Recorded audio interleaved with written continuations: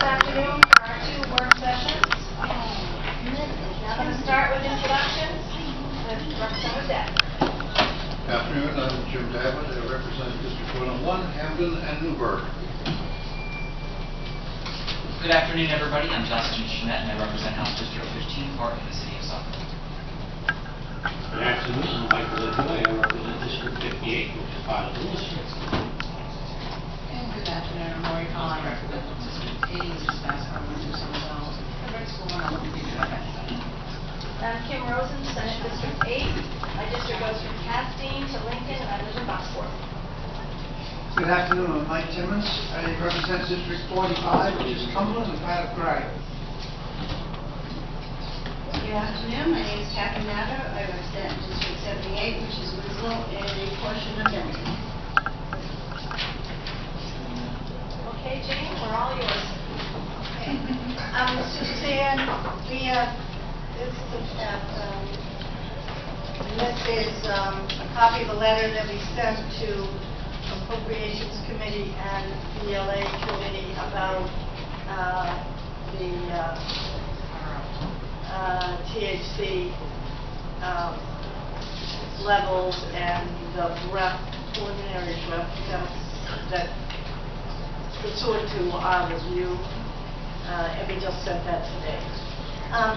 Do you want to, which bills do you want to start with? We have 2 sets.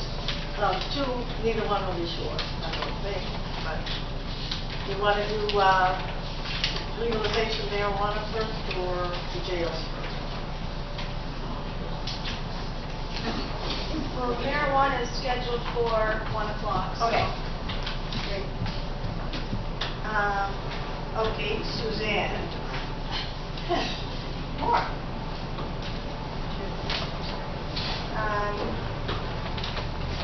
I did outline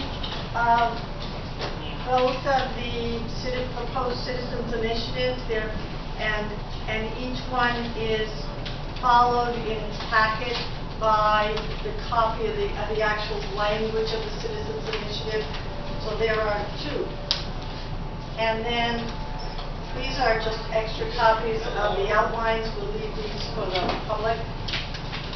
And then I have for you a memorandum from Dan Walker from Creating Clarity, the Wellness Connection of Maine's responses to questions from the session yesterday. And so Suzanne can come around to that. And then I think you have something else too. Okay. Why don't I help Suzanne with this passing out?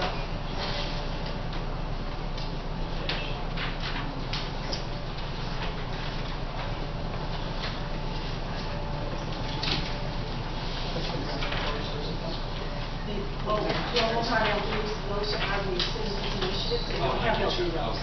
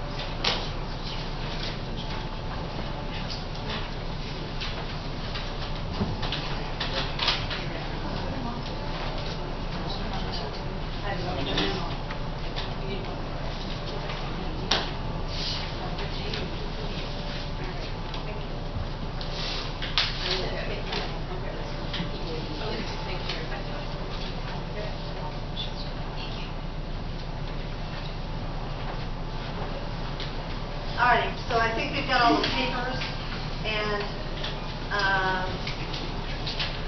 why don't we just take a minute to have people who, and I want to thank the people who prepared all this information for the committee, have people come up to just walk us through what they're giving us, and then you can decide how much time you want to spend in any kind of discussion with them.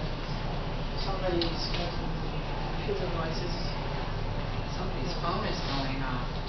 Yeah. All Okay. electronics are banned. Just to start off, I would just say, the blue and the yellow that I gave you, one of those is an act to legalize marijuana, proposed citizen initiative. It doesn't have an LD number on it because it's not an LD. This is one of the ones that is collecting signatures at this point. This one, in the text of the bill, of the proposed bill is underneath. This one was provided to me by Paul Carrier. And the blue one is an act to regulate and tax marijuana. And this one, it's a different citizens initiative. This one was provided to me by David Boyer. But they don't have, as I said, they don't have an LD number because they haven't finished, well, they haven't finished collecting their signatures. Then I think you have a chart that shows the different bills. It shows Representative Dion's, Skip, it shows Representative Russell's, then the campaign to regulate marijuana. That's David Boyer's. And the next one, Legalize name, that's Paul McCarrier still. I apologize that I don't remember the names of the groups that are behind the two initiatives. And then, but the third column over there, LD 1401 and 1380, that looks like it's supposed to say agreement or something. It's hard to tell because they didn't have much space. But I think we asked David Boyer to put this together, and I really appreciate that he did. And the committee asked Representative Russell, Representative Dion to work on what they could agree on, and I think that's what that column is showing you, is where they are in agreement.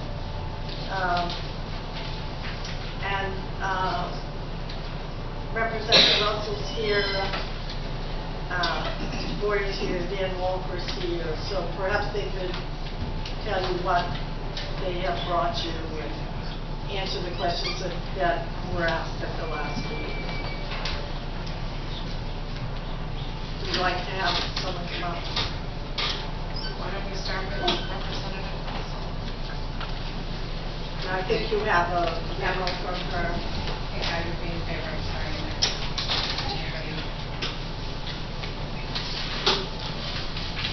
Good afternoon, Representative Diane Russell, District 39 in Portland.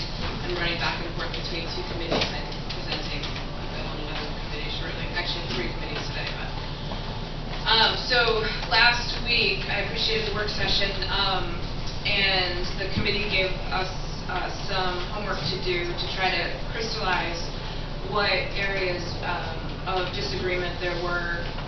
As I mentioned, for the most part, Marijuana Policy Project, most of the dispensaries, and myself and Representative Diane have been meeting to come to some framework of agreement. And so most of us agree on most of the facets of LD 1380. There are, however, some policy disagreements that largely and sadly relate to market share. So let me just sort of walk through those. And I talked about them last week, but I also wanted to put it in writing so that you can focus the conversation. So the first one is the idea of automatic or provisional licenses, and I assume that you're going to request that Mr. Walker come up and speak to his memorandum in a few minutes. But the dispensaries would prefer a guarantee into the adult use market. I can't really say I blame them. However, the caregivers are concerned about being squeezed out of the marketplace by larger companies with more resources and would like a fair shake at earning licenses in the adult use market. They have also been providing services to medical marijuana patients. Mr. Boyer and I agree that picking winners and losers, which issuing provisional licenses will do, will continue to breed discontent and friction between the two parties, and that while this is not truly a competitive marketplace, we should do what we can to keep it as competitive within the marketplace as possible, and that does not mean choosing sides. So that is a policy disagreement. My bill language continues to path a fair way forward. It does not choose sides, as does the Marijuana Policy Project Initiative, but the dispensaries would certainly like to see provisional licenses.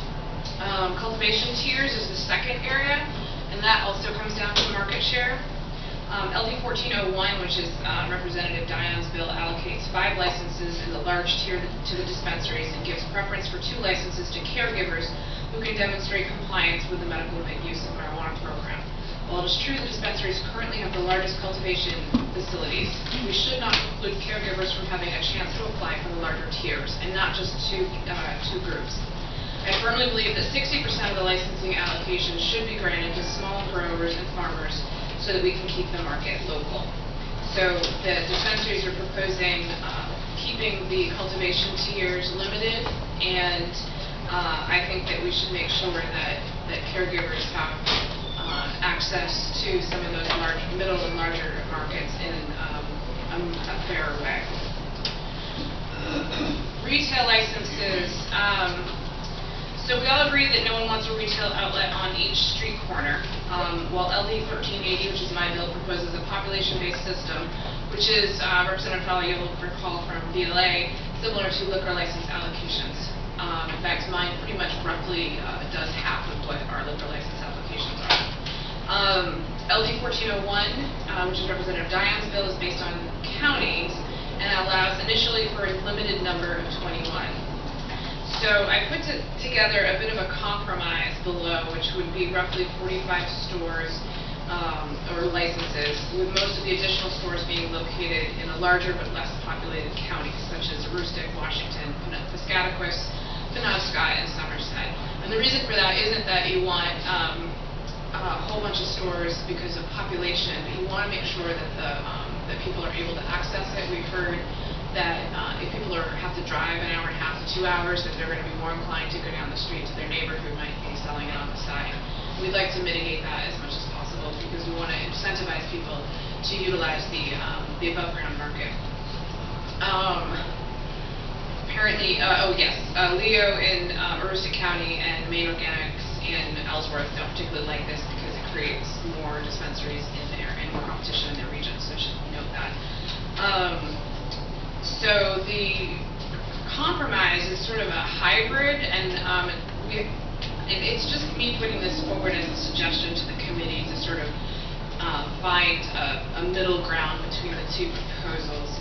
And so essentially it's based on population for the most part, but instead of municipal population, it's based on county population. Aside from those counties that I talked about where the geographic size may be significantly larger than the population. So for a county with a population of at least 200,000 residents or geographic area larger than 3,000 square miles, the Bureau may license a maximum of 4 retail cannabis stores. With a population of fewer than 200,000 residents, which is probably more like York County, but more than 150,000 residents, the Bureau may license a maximum of 3 retail cannabis stores. And with a population of fewer than 150,000 residents, the Bureau may license a maximum of 2 retail cannabis stores. The Bureau shall spread licenses for retail cannabis stores throughout the county to ensure geographic access. And so that basically means that if you're in Aroostook County, we wanted to make sure that we didn't have two stores right at, down the street in Fort Kent or Presque Isle, that they were actually separated out geographically and fairly so that we would make sure that the goal of ensuring reasonable access, did not get squandered. So that is just my suggestion for a hybrid of the two proposals that gets to the population density, but also recognizes that there are a number of counties where you don't want people traveling an hour and a half to 2 hours. So then there were some miscellaneous cleanup amendments that I added to this. It came to my attention, I would like to prohibit GMO marijuana in Maine. I don't think labeling is enough on this particular product. We do not want to see large companies coming in and patenting the seeds. So, but there were some concerns from a few caregivers that I respect that came to me that they were nervous that it might accidentally be that. So in botany, if you take, you can actually graft, and so you can take two plants and graft them together and create a new species. And technically, they were concerned that that might fall under genetically modified. We're talking about the genetic modification that happens at like the atomic level. We want to, and the molecular levels. We want to prevent that. So I've given you a cleanup amendment there in section 1 that would make sure that that was focused. Concentrate extraction, number 2. I did not realize that I had originally planned to prohibit the use of butane, but the standards that Colorado put together were pretty sizable, and I think that they actually get to the issue of safety. So I would remove that prohibition because the standards that we wrote into the bill are pretty solid, and we're ensuring that these are not home extractions, that these are done in facilities with professionals. Number 3, the third-party testing labs, it's just adding in, so the International Organization for Standardization has a host of certification levels for their laboratories, and the 17025 2005 is actually one of the top standards you can have, maybe the top, and we want to make sure that if we have third-party testing facilities in the state, that those testing facilities meet a very high threshold. So I'm just inserting the number in there to add that in. So it's 17025 2005, and that clarifies it so that it's not just certified by iOS, but that it's actually meeting the threshold within that certification. And the last thing, under home cultivation, I did not realize that in my draft of the bill that I had written in mature marijuana plants, the goal was to have up to 6 marijuana plants or seedlings, and I want to make sure that the goal was to have a clean 6 per person who are adults, and we don't want law enforcement having to gauge at what growth they are. We don't want law enforcement to get we want to keep it as objective as possible, and adding in subjective things. There's no way we're going to be able to educate every police officer across the state what flowering means, what a mother means, all of those things that are over most people's heads when it comes to botany. So just making sure that it's 6 marijuana plants and seedlings, that it's just a total of 6 maximum. So that is my memo, and outlining, 1, the request from the committee to crystallize the policy choices, if you're planning to move forward with this. And then 2, some of the cleanup amendments that need to happen when they go in the bill. I'd be happy to answer any questions. Representative. Thank you. Representative Russell, you just said on the personal use, item 6, plant per person. Yeah, for adult, yeah. So if there were 6 adults in the house, they would have 6 times 6, would have 36. What age are you talking about? Well, it would still be for over 21. Over 21. And you can certainly put a maximum. I don't live in a household with 6 adults, but I'm sure there are some folks out there that do. If the committee wanted to put a maximum of like 12 plants for a couple, I mean, I can understand that, but yeah, at this point it's just 6 plants per adult. And to be clear, home grow is the gold standard. I mean, there's going to be an uproar from people all across the state if they're not allowed to grow it themselves. And we can make beer for ourselves, so come on. Any other questions? Representative Schmidt. Thank you, Madam Chair. So I'm looking at the chart that Mr. Boyer put together with everybody. It's just very hard to read because it's so big. The letters have to be small. Yeah, I'm like, really? So on line, I think it's 18, it's for on-site consumption. Both yours and Representative Dion's, according to this, doesn't specify, and I'm trying to also locate in the section. Can you clarify whether or not we should, if we're moving in a certain direction, because I see the other two ballot initiatives have some reference to it. Where should that be in there somewhere? What should that look like? You know. I think both, I can't speak for Representative Dion on this one, but for me, I really thought about it, and I felt like we should, if we're going to do this, we should do it slowly, and we should do it methodically, and adding on-site consumption right now might be too much, but there are folks who also, I think Mr. Boyer made a compelling argument about making sure that we're channeling people into places where it's safe to consume, as opposed to places where it may be less safe to consume. So I think that would be, I think at some point there's going to be on-site consumption. We've seen in Amsterdam the coffee shops. I don't really have an opinion one way or another. I think people expect it, they would like it, but like I said, I don't particularly have an opinion. I do think it was important enough for the initiatives to put that in there because I do think it has populist support. Frankly, I think home grow for me is the baseline, making sure that people can grow their own. That's the one sword that I'm going to die on. I'm not going to die on the sword either way. So just a follow-up to that. So if we don't make any changes to both bills regarding on-site consumption, where can people consume? Are we just referencing people in their home? Is that it? Is that really what we're talking about? Pretty much. Okay. All right, thank you. On private property. Thank you very much. Any other questions? Representative Dion, would you like to come up and say a few words before we make a decision? I can't imagine I could add anything after Representative Russell has been here some time, so I don't know. It's quite the